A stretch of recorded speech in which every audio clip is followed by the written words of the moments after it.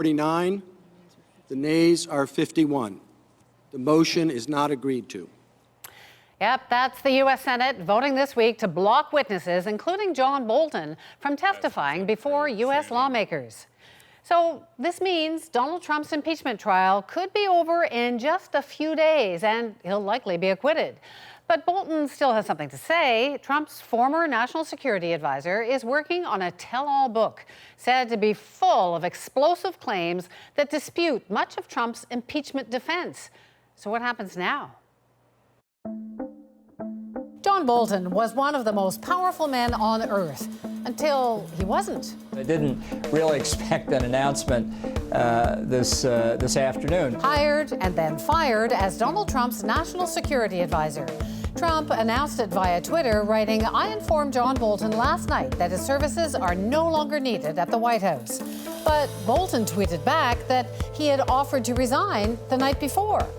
Now, Bolton is working on a tell-all book, and the most damning revelation, according to the New York Times, Bolton claims President Trump told him in August that he wanted to continue freezing $391 million in security assistance to Ukraine until officials there helped with investigations into Democrats, including the Bidens.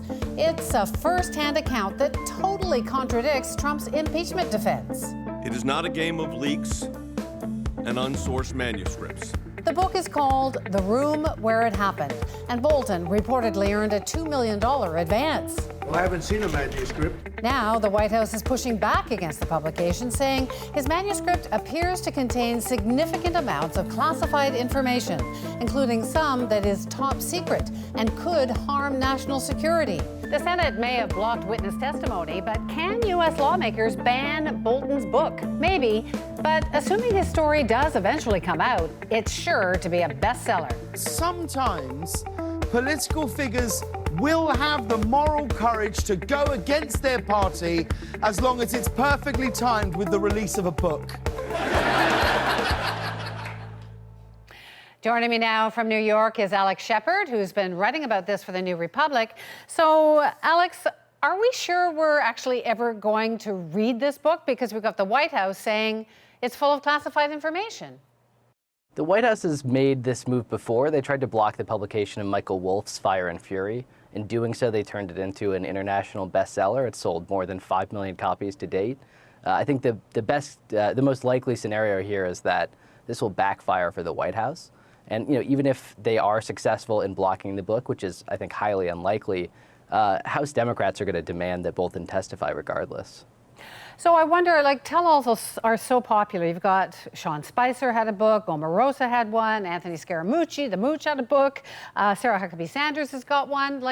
Why are they so popular? Why is everybody writing a tell-all? We're inundated with information about this White House every day.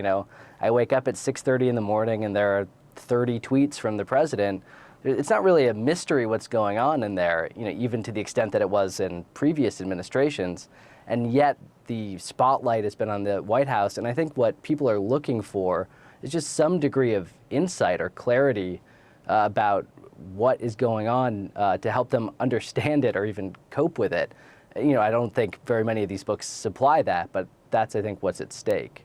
So why are people choosing to do these tell-alls instead of, going on a TV show or giving an interview to a newspaper? I think there's two things. One is that it's just become so lucrative to do so. A few years ago, if you were a mid-level administration official, you could maybe give a few lectures, but there wasn't a huge payday waiting for you. That's changed now. The other thing is that it gives you an opportunity to really sell your version of the story. And I think people are hungry for this. I think there's a lot of understandable frustration and confusion about what's happening in Washington. And people are looking for every chance that they can to have that explained to them. I read someone was referring these tell-alls to almost like a reputation laundromat that people are trying to sort of reposition themselves after being in the White House. Is that a factor here? I think certainly. I think for Bolton in particular, that he's looking to try to find this Goldilocks zone between having been in the Trump White House, but also being this, kind of conservative stalwart. For other folks, I think that what you want to do, before you'd have to go and talk to a journalist, you don't know what's going to come out of a story like that. now you have complete control. You know, you're working with a ghostwriter and a publisher, and you can get your version out exactly the way that you want it. So how does a tell-all play into his next step? Why is everybody doing these? Other than the money, of course. You got a $2 million advance. Well, the money certainly helps, but I think for Bolton, he's trying to position himself as somebody who did the right thing within the Trump White House, that he was clear-eyed about what was happening there, that he was trying to advance a certain agenda. It's an integrity move for him. He's not somebody who's immediately going like Scaramucci's a great example, who's just running to the president's enemies and telling them what they want to hear. What he's doing, I think, is slightly more complicated, but he also knows that the things that he witnessed inside the White House give him an enormous amount of leverage, both as an opponent to the president, but also to potential allies in the future. So you think we'll actually see it published in the next month or two? I would be shocked if we didn't see it next month. Been great to talk to you, Alex. Thank you so much. Thank you.